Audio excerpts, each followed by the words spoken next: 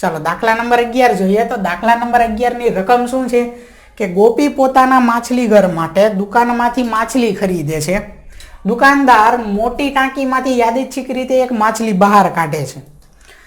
આ ટાંકીમાં 5 નર માછલી અને 8 માદા માછલી છે.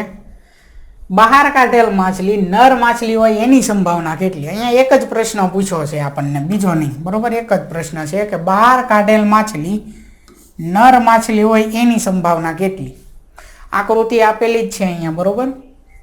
શું છે આમાં કે માછલી ખરીદવા માટે ગોપી જાય છે. તો દુકાનદાર જે છે માછલી ઘર જાય છે માછલી ખરીદવા માટે.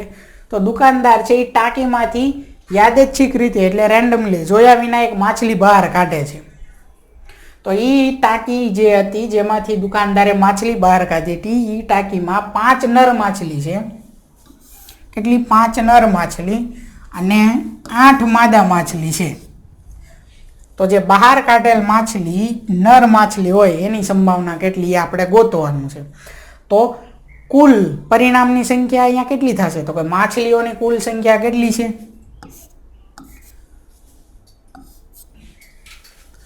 તો આપણે પહેલા લખવી કે ટાંકીમાં 5 નર માછલી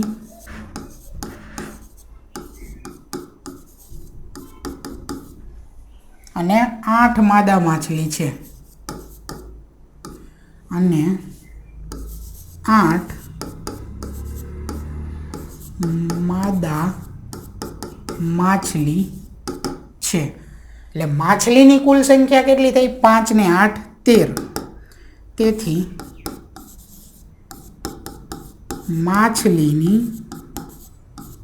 કુલ સંખ્યા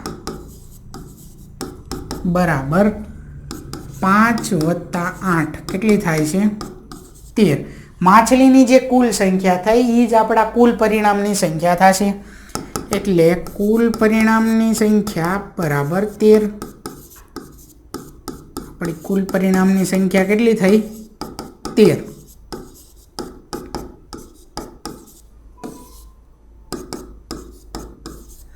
ચાલો, કુલ પરિણામની સંખ્યા મળી ગઈ. હવે કયો પ્રશ્ન શું પૂછ્યો છે આપણને કે બહાર કાઢેલ માછલી નર માછલી હોય એની સંભાવના આપણે મેળવવાની છે. આ એક જ પ્રશ્ન છે ખાલી, બરોબર? તો આપણે એને ઘટના એ કહી દેવી, બરોબર? ધારી લેવી એને, અથવા તો ઈ કયો તોય વાંધો નહીં, જે કંઈ તમે ધારો એ. તો ધારો કે ઘટના ઈ શું છે? ઘટના ઈ કે બહાર કાઢેલ માછલી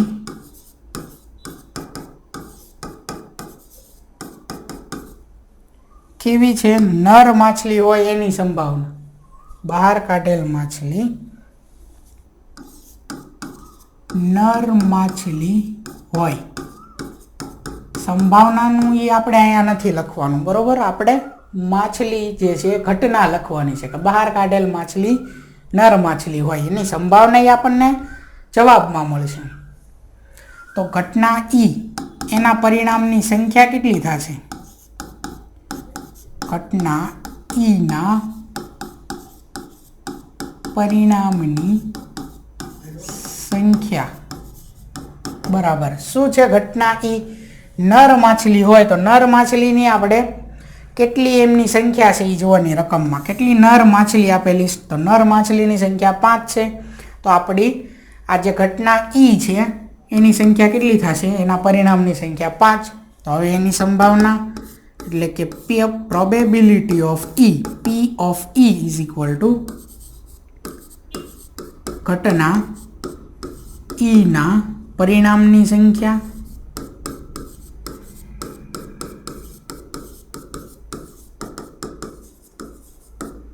છેદમાં કુલ પરિણામની સંખ્યા.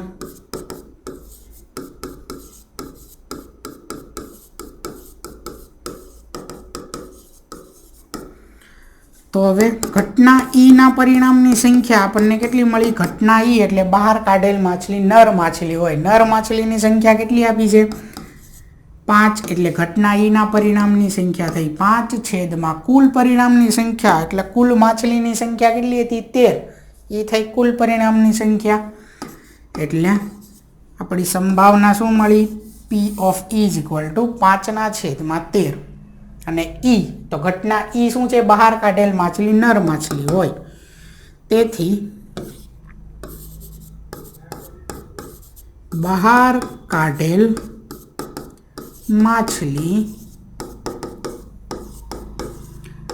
નર માછલી હોય તેની સંભાવના ઘટના ઈની સંભાવના 5/13 તો ઘટના ઈ શું છે બહાર કાઢેલ માછલી નર માછલી હોય એની સંભાવના 5/13 છે બરોબર અહીંયા દાખલો પૂરો ચાલો હવે જોઈએ દાખલા નંબર 12 તો દાખલા નંબર 12 ની રકમ છે કે તકની એક રમતમાં ગોળ ફરતું એક તીર હોય છે આ કેવું છે આ એક તીર હશે અને આ ચકડું આમ ગોળ ફરશે બરોબર ફેરવશો અને આ તીર ક્યાંક આવીને ઊભું રહે ચકડું ઊભું રહેશે એટલે તીર કોઈક સંખ્યાએ આમ ઊભું રહેશે ટૂંકમાં બરોબર તો તકની એક રમત છે એમાં ગોળ ફરતું તીર હોય છે જે 1 થી 8 1 2 3 4 5 6 7 અને 8 આટલી સંખ્યા 1 થી 8 આપેલી છે એમાંથી કોઈ એક સંખ્યા પાસે નિર્દેશ કરતું અટકે છે આકૃતિમાં આપેલું જ છે અને આ સમસંભાવી પરિણામ છે તો પ્રશ્ન 4 આપેલા છે જેમાં પહેલો કે તે 8 તરફ નિર્દેશ કરે તેની સંભાવના કેટલી પછી છે કે અયુગ્મ સંખ્યા તરફ નિર્દેશ કરે એની સંભાવના કેટલી આગળ છે કે 2 કરતાં મોટી સંખ્યા તરફ નિર્દેશ કરે એની સંભાવના કેટલી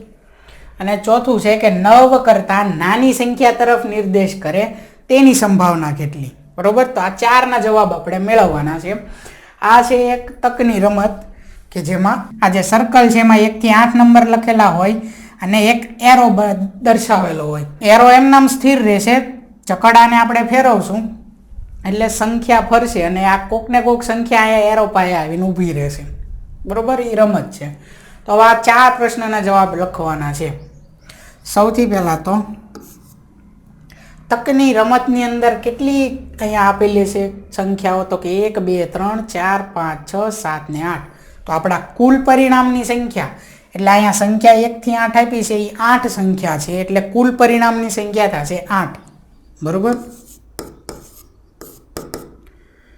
કુલ પરિણામની સંખ્યા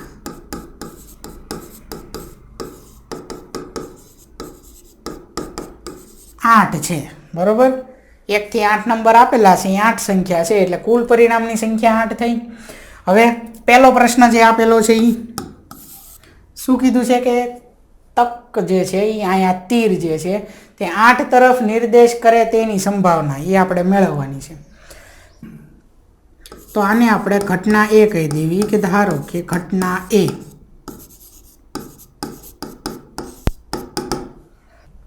કે તીર જે છે એ 8 તરફ નિર્દેશ કરે છે કે તીર 8 તરફ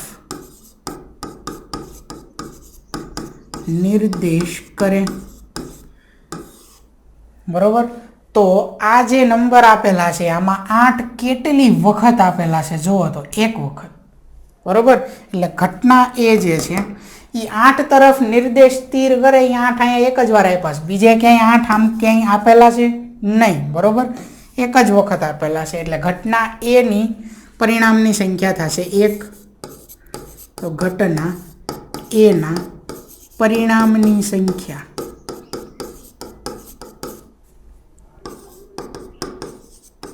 કેટલી થશે 1 હવે આની સંભાવના આપણે મેળવવાની છે તો probability of A is equal to શું સૂત્ર થશે ઘટના A ના પરિણામની સંખ્યા છેદમાં હંમેશા શું આવશે કુલ પરિણામની સંખ્યા બરોબર તો P of A is equal to ઘટના A ના પરિણામની સંખ્યા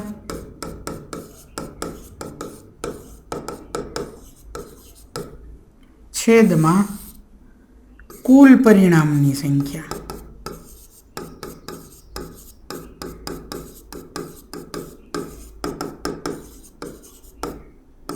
तो घटना ए ना परिणामनी संख्या केटली छे? घटना ए एटले 8 तरफ निर्देश तीर करे। 8 एक वखत आप्या छे एटले अहींया आवशे 1 छेदमां कुल परिणामनी संख्या केटली छे? 8। एटले बस आ थई गयुं पहेलानो जवाब P ऑफ A। बरोबर। तो शुं लखशुं के तेथी 8 तरफ तीर 8 तरफ निर्देश करे तेनी संभावना 1/8 छे। तेथी तीर 8 तरफ निर्देश करे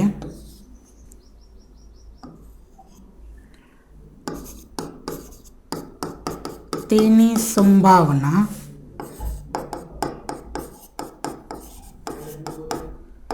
1/8 छे। बरोबर। तो आ पहेलानो जवाब थयो। बीजो प्रश्न शुं अहींया पूछेलो छे के अयुग्म संख्या तरफ निर्देश करे तेनी संभावना केटली? तो एने आपणे घटना बी कही देवी।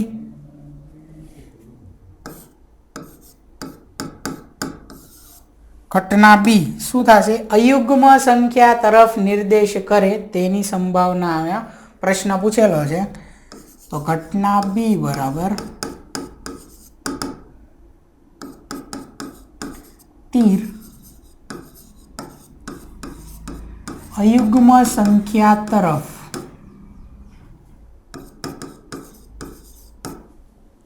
निर्देश करे।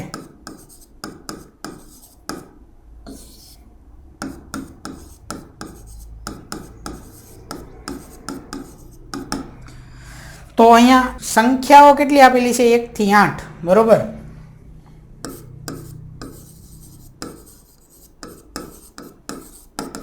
अयुग्म संख्या कई थी? 1 થી 8 संख्या आपणे आपेली छे 4 5 6 7 ने 8। आमां अयुग्म संख्या कई थई? अयुग्म एटले केवी संख्या थाय? एकी संख्या। तो 1 3 5 અને 7 आ बधी अयुग्म संख्या थई। एकी संख्या 2 4 6 8 ई तो युग्म संख्या छे एटले के बेकी संख्या। तो आ 1 2 3 ने 4 अयुग्म संख्या कई छे? 1 3 5 અને 7। आ केटली थई? 1 2 3 ने 4। बरोबर। एटले घटना बी जे छे घटना बी ना परिणामनी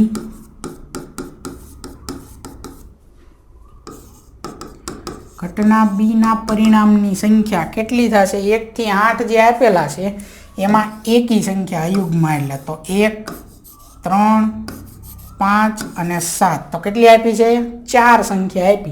एटले घटना बी जे छे के अयुग्म संख्या होय ई केटली छे? अयुग्म संख्या हो तो के 4। एटले घटना बी ना परिणामनी संख्या 4 थशे।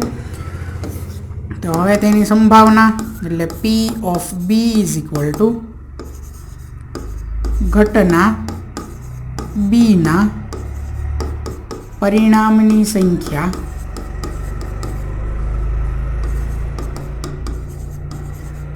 छेदमां शुं आवशे? कुल परिणामनी संख्या।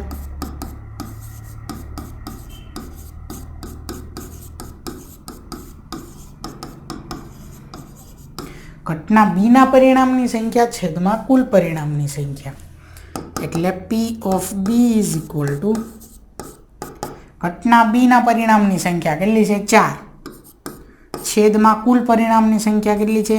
8। तो अहींया छेद उडे छे जो 8 ना आपणे भाग पाडी देवी 4 दू 8 तो 4 4 केन्सल। शुं वध्युं? 1 ना छेदमां 2। बरोबर।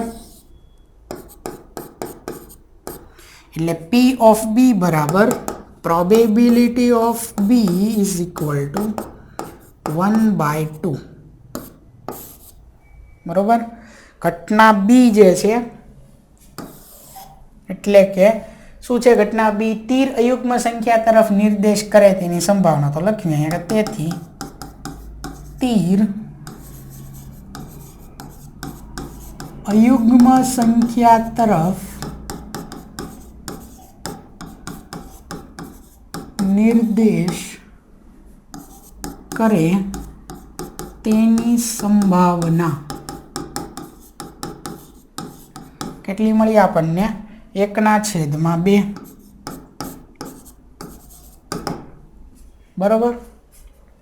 ત્રીજો પ્રશ્ન પૂછેલો છે શું છે 2 કરતાં મોટી સંખ્યા તરફ નિર્દેશ કરે તેની સંભાવના। 2 કરતાં મોટી સંખ્યા તરફ નિર્દેશ કરે તેની સંભાવના, તો આને કહી દેવી આપણે ઘટના સી। ત્રીજા પ્રશ્ન જે પૂછ્યો એને ઘટના સી કે તીર 2 કરતાં મોટી સંખ્યા તરફ 2 કરતાં મોટી સંખ્યા તરફ નિર્દેશ કરે।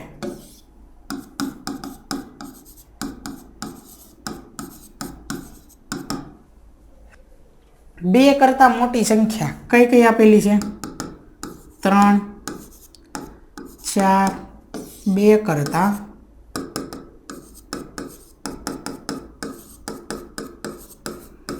મોટી સંખ્યાઓ કઈ કઈ છે? 3, 4, 5, 6, 7, 8 બરોબર। 2 કરતાં મોટી કીધી, અયુગ્મ યુગ્મ એવું કંઈ નથી, 2 કરતાં મોટું હોવી પડે, પણ કુલ સંખ્યા અહીંયા કેટલી છે? 8, એટલે 2 કરતાં મોટી સંખ્યા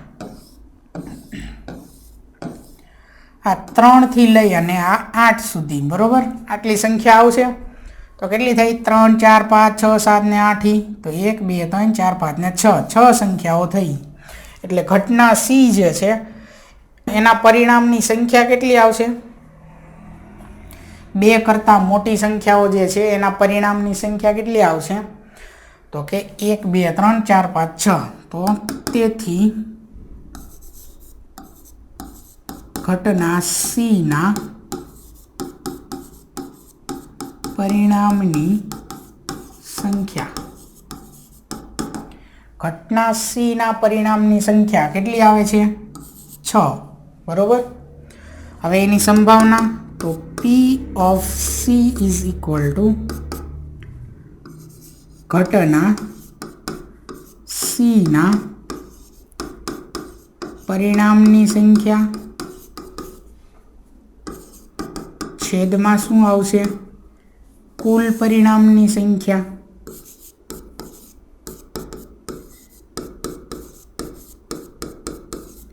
છેદમાં આવશે કુલ પરિણામની સંખ્યા। તો ઘટના સી ના પરિણામની સંખ્યા આપણને કેટલી મળી છે?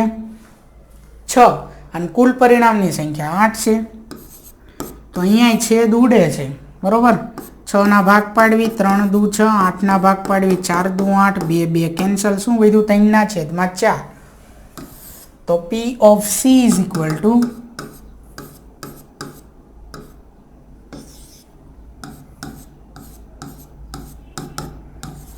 3/4। સી ઘટના સી એ શું છે? 2 કરતાં મોટી સંખ્યા તરફ નિર્દેશ કરે તીર બરોબર, એ છે ઘટના સી। તો તેથી તીર 2 કરતાં મોટી સંખ્યા તરફ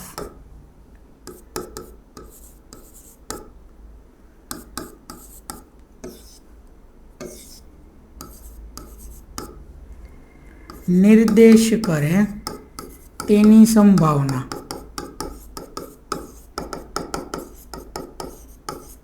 કેટલી છે? 3/4 બરોબર। આગળ હજી એક પ્રશ્ન આપેલો છે, ચોથો પ્રશ્ન શું આપેલો છે કે 9 કરતાં નાની સંખ્યા તરફ નિર્દેશ કરે તેની સંભાવના। શું આપેલો? 9 કરતાં નાની સંખ્યા કીધી, તો 1 થી લઈને 8 બધી સંખ્યા 9 થી નાની જ છે બરોબર। આને આપણે A કીધું, આને B કીધું, આને C કીધું, આને આપણે D કહીશું। તો ઘટના ડી બરોબર, શું છે ઘટના ડી? તો કે તીર 9 કરતાં નાની સંખ્યા તરફ નિર્દેશ કરે। 9 કરતા નાની સંખ્યા. તકની અંદર 9 કરતા નાની સંખ્યાઓ કઈ કઈ આપી? તો કે 1 થી 8.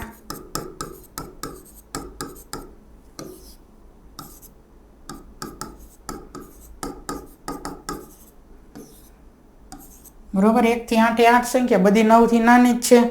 તો તેથી ઘટના ડી એના પરિણામની સંખ્યા, ઘટના ડી ના પરિણામની સંખ્યા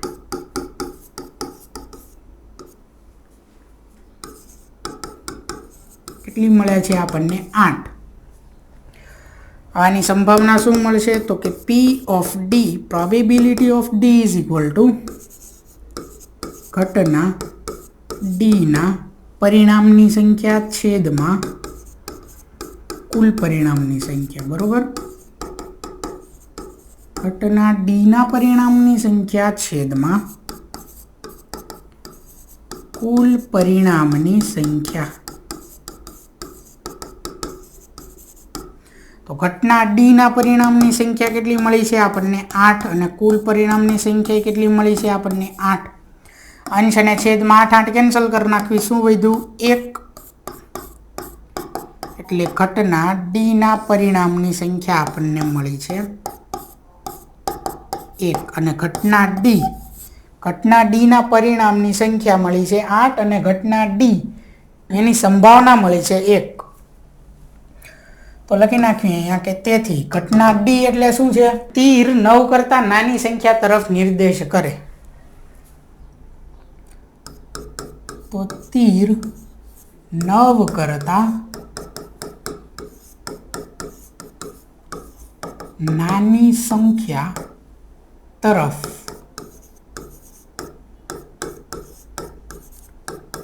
નિર્દેશ કરે તેની સંભાવના